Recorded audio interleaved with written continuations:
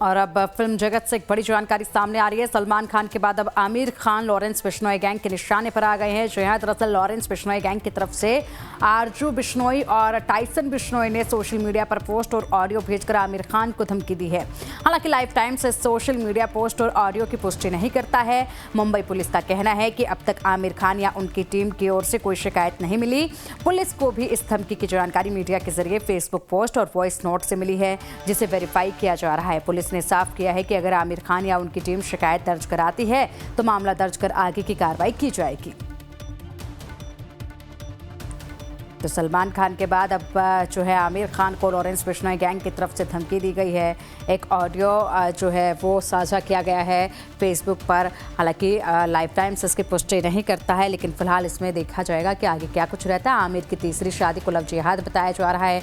Actor Aamir Khan को Lawrence gang की तरफ से अब धमकी दी गई है। आरजू बिश्नोई ने आमिर खान को ये धमकी दी है। तो अब इस धमकी को लेकर आगे क्या कार्रवाई की जाती है, जांच पड़ताल होगी तो तमाम चीज़ें निकलकर सामने आएगी। संस्कृति से खिलवाड़ बर्दाश्त नहीं है, आरजू बिश्नोई ने इस धमकी में लिखा है कि संस्कृति के साथ खिलवाड़ कर रहे हैं आमिर खान।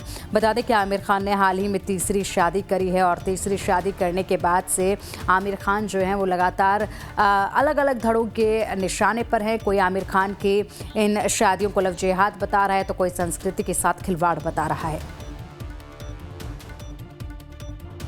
और चलिए अब इसी पर अधिक जानकारी के लिए हमारे सहयोगी मनीष का रुख कर लेते हैं। मनीष, क्या कुछ पूरे मामले में अपडेट है? धमकी अब आमिर खान को मिली, हालांकि जब से उन्होंने अपनी तीसरी शादी की है तब से वो लगातार निशाने पर रहे हैं। अलग अलग तरह के बयान टिप्पणियां उनकी इस नई शादी को लेकर दी जा रही हैं। अब ऐसे में लॉरेंस गैंग की तरफ से धमकी दे दी गई है और कहा गया है कि संस्कृति के साथ खिलवाड़ बिल्कुल बर्दाश्त नहीं होगा।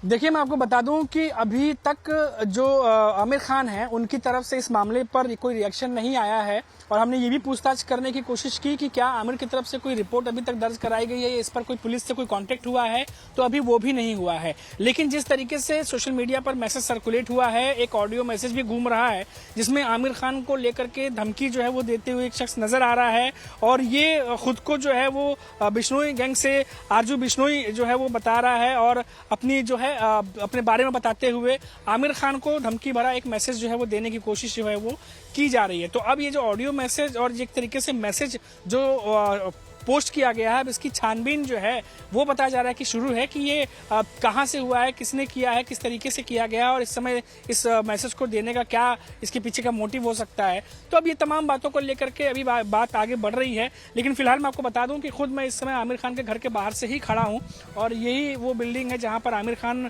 रहते हैं। अभी हाल ही में उनकी तीसरी शादी हुई है और आप बिल्कुल सही कह रहे थे कि तीसरी शादी से पहले से ही उनकी इस तीसरी शादी को लेकर के लगातार सोशल मीडिया पर अलग अलग तरीके से ओपिनियन आ रहे थे और अभी शादी के बाद वो यहीं पर रह रहे हैं। तो हमने देखा कि कुछ दिनों पहले ही सियासी बयानबाजी भी हो रही थी लगातार तीसरी शादी को लेकर के, जिस तरीके से नीतीश राणे ने भी बयान दिया था, तो मामला गरमाया हुआ था। और ऐसे में अब इस तरीके से सोशल मीडिया पर पोस्ट आना और धमकी जो है आमिर खान को देना, हालांकि अभी तक इसको पुख्ता नहीं किया गया, नहीं हम कंफर्म कर रहे हैं, लेकिन जिस तरीके से चल रही है चीजें उसको लेकर के अब जरूर है कि आज इस मामले पर पुलिस की नजर तो रहेगी। जी बिल्कुल जाहिर सी बात है। अभी तक हम लोगों ने देखा था कि लॉरेंस बिश्नोई गैंग जो है वो सलमान खान को धमकी लगातार देती थी, अटैक की कोशिशें, जैसे उनके आवास पर फायरिंग हुई, इन तमाम चीज़ों को लेकर तो पुलिस पहले से तहकीकात कार्रवाई कर रही थी। लेकिन क्या इस मामले में किस तरीके से तहकीकात कार्रवाई की जाएगी, ये जो धमकी दी गई है इनको कितनी संजीदगी से लिया जाएगा और कब इसकी कार्रवाई शुरू हो जाएगी, इसको लेकर कुछ अधिकारियों की तरफ से जानकारी साझा की गई हो? मनीष,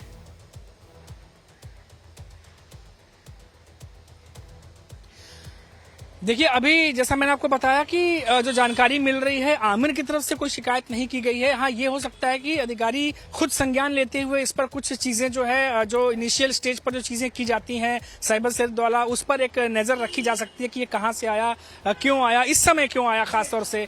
तो ये अपने आप में चल रही है और बिल्कुल आपने सही बोला, क्योंकि लगातार हमने देखा है कि इससे पहले अगर सलमान खान की बात की जाए तो आज भी गैलेक्सी के बाहर अगर आप देखिए तो मुंबई पुलिस का भारी पहरा रहता है, छावनी में तब्दील रहता है, चौकी बनी रहती है, वहां पर पुलिस के जवान लगातार तैनात रहते हैं। और तो और जो गैलेक्सी का जो सलमान खान का जो अपार्टमेंट था उसका भी आप देखिए कि इसका स्ट्रक्चर बदल दिया गया था, कांच जिस तरीके से लगाया गया था।